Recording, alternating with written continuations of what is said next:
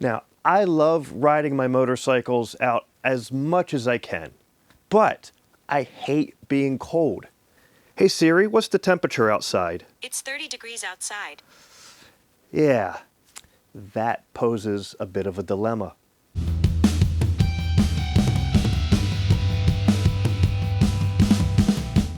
So when I first started looking around to get some heated gear, I knew right away that for me, I didn't want to do any of the battery-powered systems, right? I didn't want to have to deal with charging batteries in my gloves, in my jacket, whatever the case may be. And I just wanted something that was simple. I plug into the bike and I am powered, I am heated all day long, no matter how long the ride is. So I decided on the Hotwired brand from CycleGear.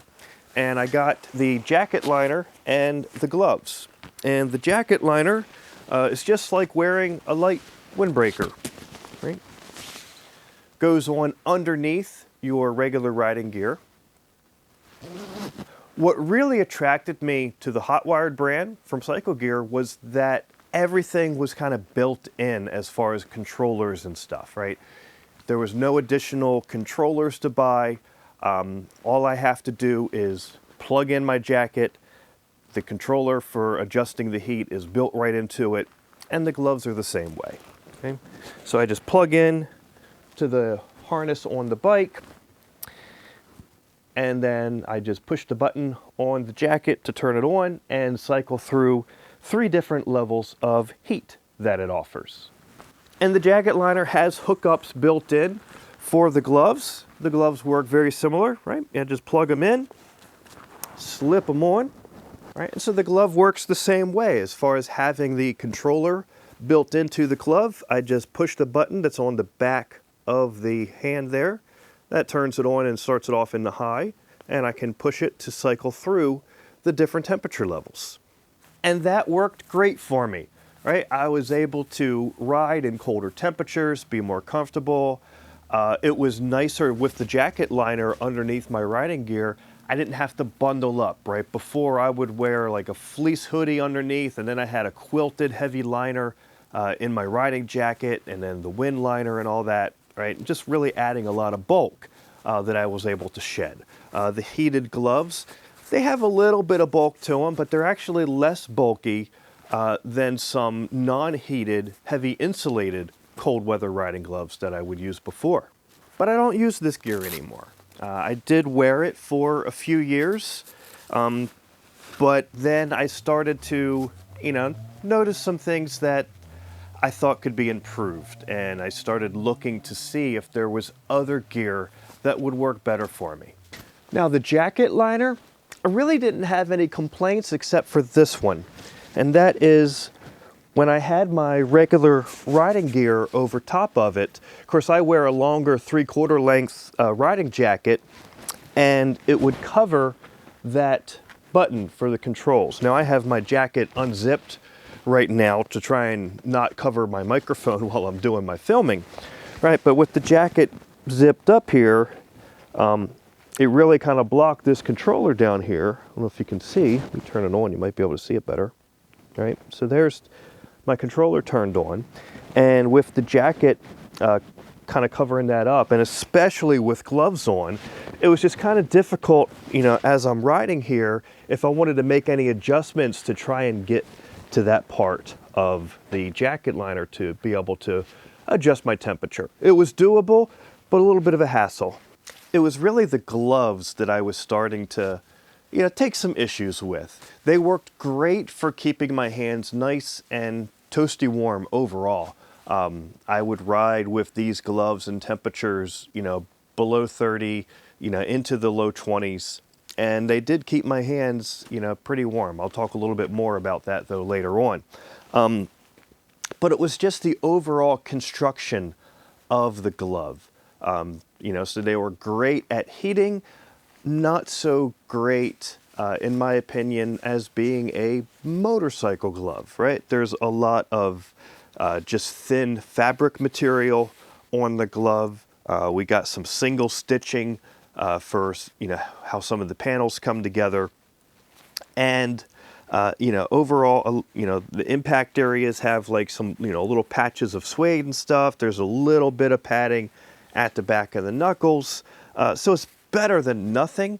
But all of my other, riding gloves are, pretty beefy. I really look for, a lot of safety features in my gloves. And I thought these were just kind of, from a safety standpoint, kind of mediocre. The other issue I had with these gloves was just the evenness of the heating.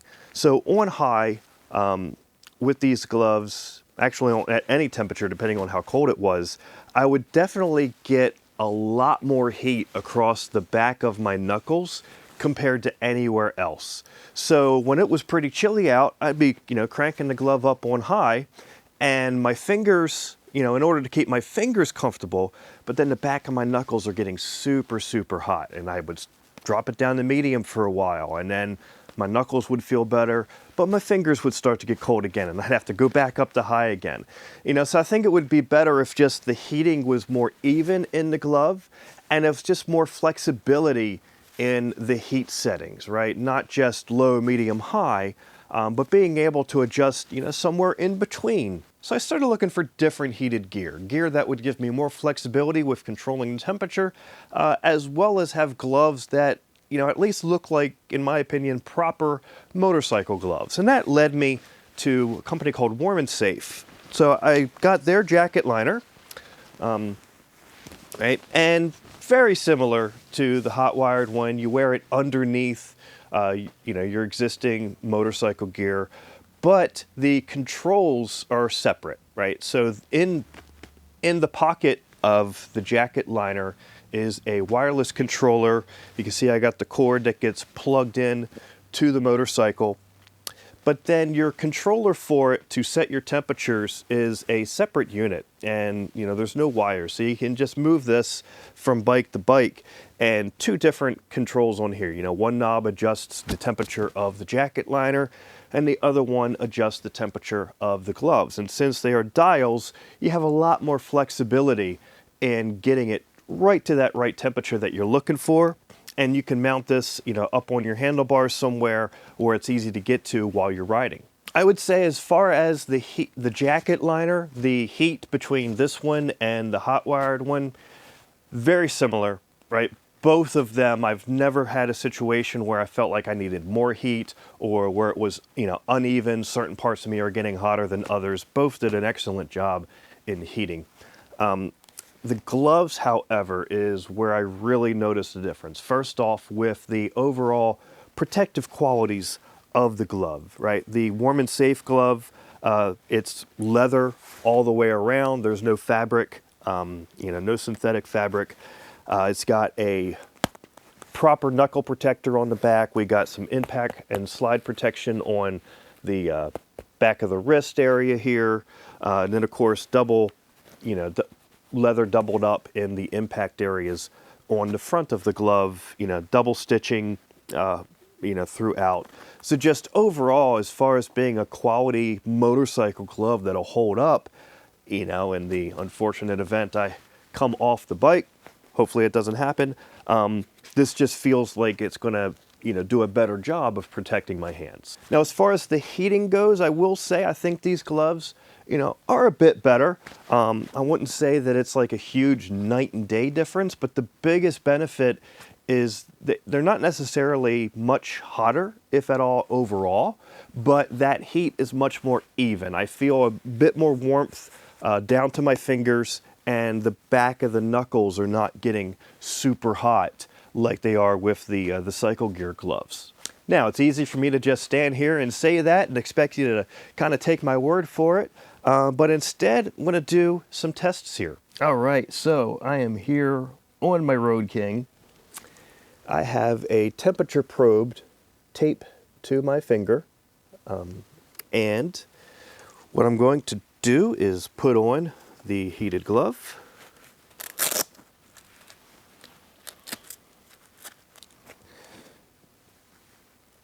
All right, and we're going to set a timer and turn the gloves on, turn them all the way up.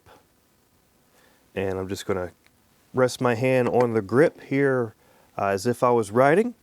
and we're going to see what the temperature gets to after 15 minutes on the timer. All right, so we just hit that 5-minute mark on the timer there.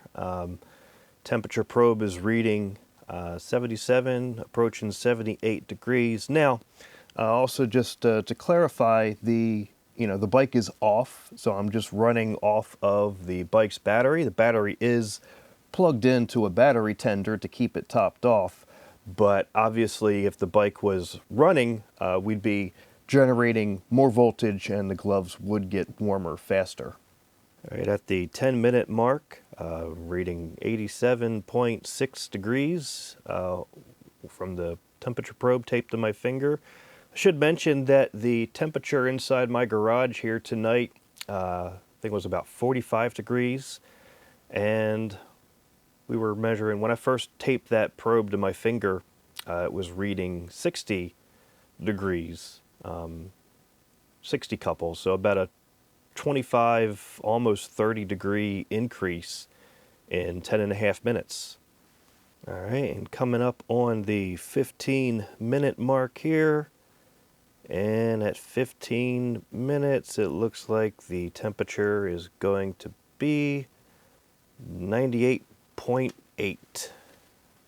So you can see a little bit of, redness just from the heat on the back of the hand, but I want you to I want to compare this to the CycleGear gloves. All right, got the probe taped into the same spot. My hand's starting out a little bit warmer just from wearing the other heated glove for 15 minutes. I did wait about 5 minutes or so to cool back down a little bit. And we will turn them on. Get the timer going. And on the grip. Okay. All right, about approaching 86 degrees as we pass the 5-minute mark. But what I can tell you is that this part of the back of my hand is feeling a lot warmer than my other gloves. All right, about 88 degrees, and slowly still climbing as we approach the 10-minute mark. But again, the back of the knuckles here and kind of back of the hand are really quite toasty compared to the rest of my hand. And 91.7 as we cross 15 minutes. But again, the back of the hand is a lot toastier. In fact, just sitting here right now, it's kind of borderline uncomfortable for me. In fact, I'm curious to see if I can pull that probe out from my finger, pull it back so where it's back more across the knuckles. Yeah, right about there is the hot point. I can feel it.